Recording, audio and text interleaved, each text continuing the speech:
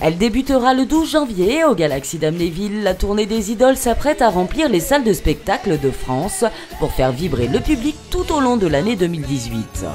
Quand t'es de chez soi, revint mon premier amour, il me donnait rendez-vous. Donne-moi ta main et prends la mienne, la cloche a sonné, ça signifie. Roule, roule, roule pas sur le rivage. Emmène-moi danser ce soir, flirtons ensemble enlacés dans le noir.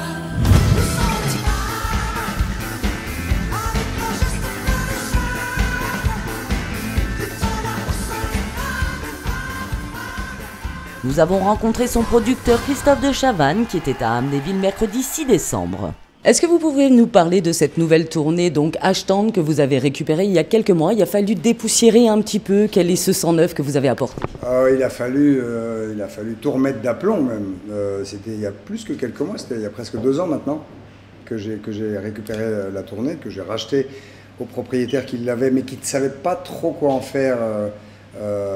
La marque et ce que c'est, et c'est devenu ce qu'on en a fait, mes équipes et moi, c'est-à-dire quelque chose de formidable, quelque chose de très agréable, de dynamique, de nostalgique, mais dans une nostalgie positive. Et ça s'appelle la tournée des idoles parce que eh bien, tous ces gens qui s'y produisent ont à un moment donné de leur vie, et pour certains pendant très longtemps, et avec des millions de disques vendus, ont été des idoles. Et donc les réunir sur un même parquet pendant 2h30, qui se produisent les uns avec les autres, après les autres, avec une mise en scène, avec une belle lumière, avec un vrai spectacle et non pas un gala et des chanteurs qui se succèdent, avec un orchestre, avec des musiciens qui bossent hyper bien, avec un arrangeur, chef d'orchestre Guy Matteoni. On en a fait quelque chose dont je suis fier, quelque chose dont mes camarades collaborateurs et moi sommes très fiers. Et donc redémarrer une 2e année, c'est formidable. La première année était un peu difficile à mettre en place parce que les gens étaient un peu méfiants. Il y a des milliers et des milliers de gens qui avaient acheté des billets qui n'ont jamais vu les spectacles. Donc moi j'ai offert la première chose que j'ai faite, c'est que j'ai donné à tous ces milliers de personnes qui avaient des billets dans le vide, je leur ai donné des billets là où ils étaient pour qu'ils aillent voir le nouveau spectacle, le nôtre, là où on était. Et puis petit à petit, on a redonné confiance à tout le monde, aux artistes qui s'étaient fait planter aussi, au public surtout. Et le temps que ça redémarre, le début était un peu compliqué. On n'avait pas les salles aussi pleines qu'il aurait fallu qu'elles le soient, parce que c'est un gros investissement financier. Donc il faut qu'il y ait du monde pour ne serait-ce qu'amortir, ce qui n'est pas le cas, je vous dis la vérité. C'est la raison pour laquelle je suis content de faire cette 2e saison, et surtout pour que si on commence aussi nombreux qu'on a fini, parce que c'est allé crescendo. De novembre à décembre, on était à moitié plein, et à partir de Noël, quand les choses ont été vues, sues, dites, et puis les gens s'appellent entre eux dans les régions. D'ailleurs, il faut absolument que les spectateurs qui voient notre spectacle appellent leurs cousins, leurs cousines et leurs familles ici ou là, parce qu'on passe partout en France pour aller voir ce spectacle qui est la seule tournée en fait qui s'adresse, on va dire, quoi qu'il arrive, aux plus de 50 ans, et qu'on peut faire découvrir évidemment aux plus jeunes. Donc voilà, je suis très très content. On a un super plateau, on a une belle affiche, on a des chanteurs au taquet. Et qui se font plaisir aussi. Moi, je les ai vus puisque je sors d'une croisière qu'on a organisée avec 28 artistes. De ces 28 artistes, il y en a 10 qui font la tournée, parce que ce serait trop long sinon. Mais ils étaient, je veux dire, tous au taquet. Voilà, incroyable. Donc c'est charmant de voir ça. Et puis, c'est la seule tournée qui existe comme ça.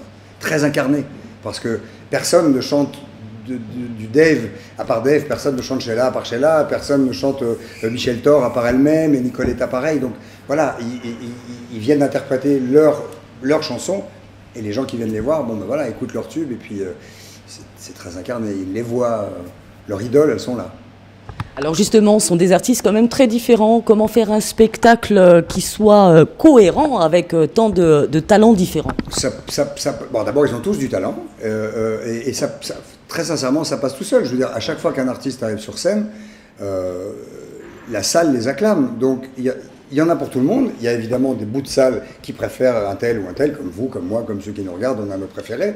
Mais finalement, on a un tel plaisir à entendre ça. Moi, j'étais pas forcément fan. D'abord, j'étais petit. Mais quand j'avais 10-12 ans et que je les entendais à la radio, parce qu'à l'époque, c'était surtout par là qu'on entendait de la musique. Enfin, je ne parle pas d'avant-guerre non plus, mais bon.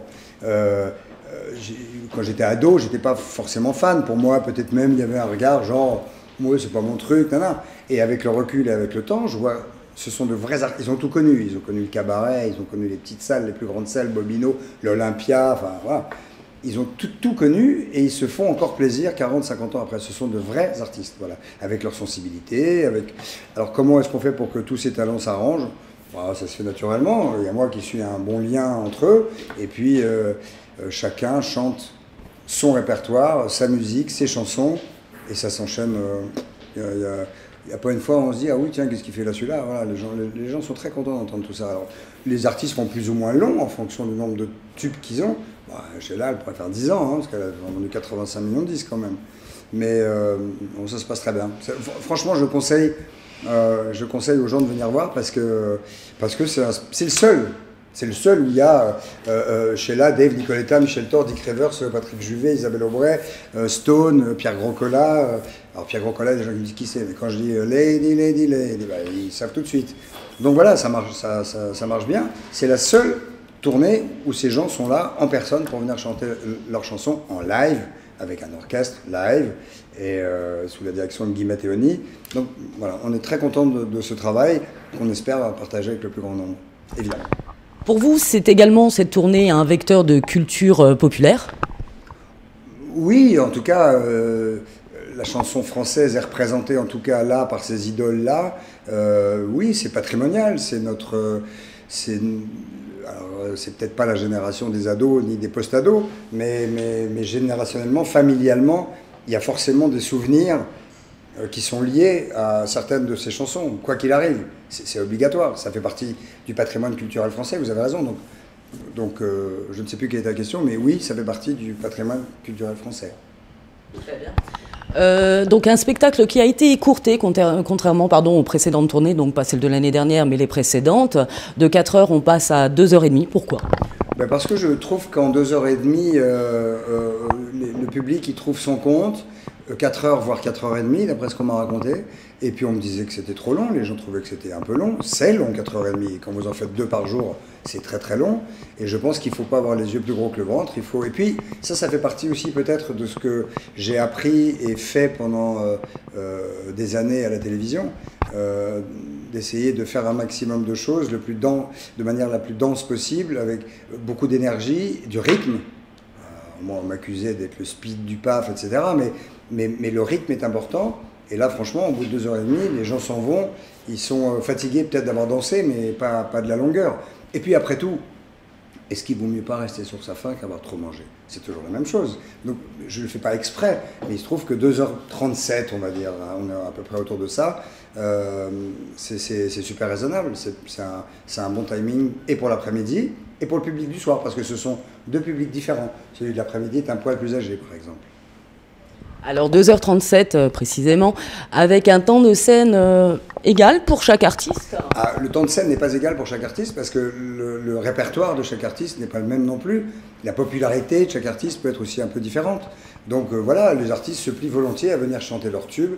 Je tiens, avec mes équipes, nous tenons absolument à ce que ne soient interprétés que des tubes, parce que c'est ce que les gens viennent d'entendre.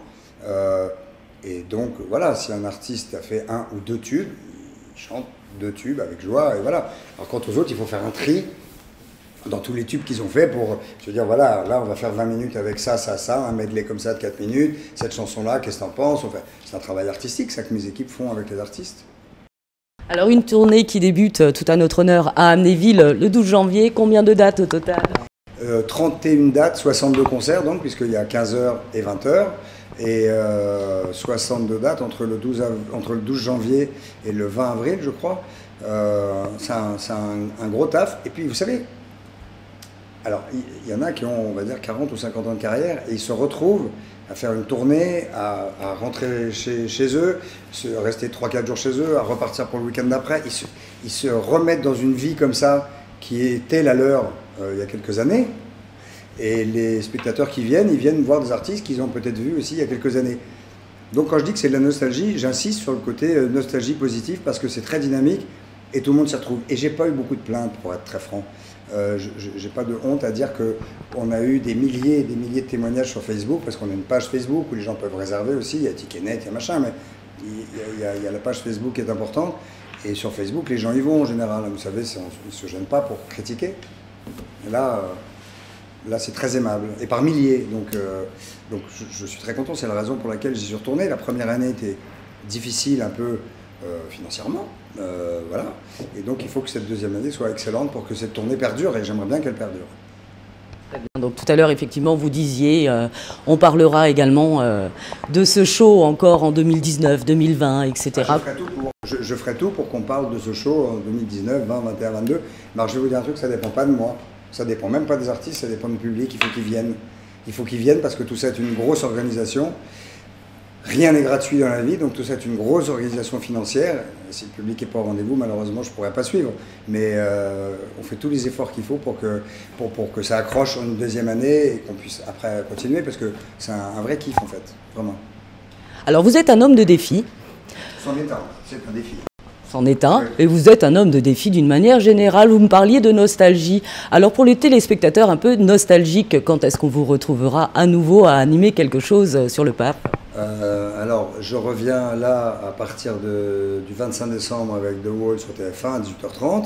Et puis j'ai un projet qui me tient beaucoup à cœur, dont je ne vous donnerai pas les détails, mais qui me tient vraiment, vraiment à cœur. Je sais que ce projet, je le mènerai au bout. Je ne sais pas ni où, ni quand, ni avec qui, ni comment, mais je sais exactement ce que je veux faire comme émission de télévision. Et il n'y a pas beaucoup de mes confrères qui la font, donc comme je me suis pas trop mal démerdé dans les choses que je faisais et où j'étais un peu différent des autres, où je faisais mon truc à moi, je veux vraiment faire ça.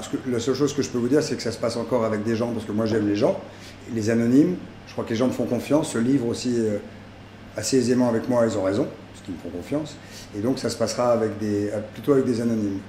Voilà. Bien. Un petit mot pour les Amnévillois ? Écoutez, c'est le 12 janvier, pour nous ça commence déjà maintenant. Bêtement, si je puis dire, quelquefois on se prend la tête à se demander ce qu'on va offrir aux parents, aux grands-parents ou aux enfants comme cadeau de Noël. Une paire de billets pour les grands-parents, vous êtes certain de leur faire plaisir. Et vous, les grands-parents, si vous voulez montrer à vos enfants ou à vos petits-enfants ce qui vous est trémoussé dans les surprises parties, n'hésitez pas non plus à venir nombreux. De toute façon, j'ai la prétention de dire que personne ne sera déçu, sincèrement. Voilà, je trouve que c'est une chouette idée de cadeau de Noël.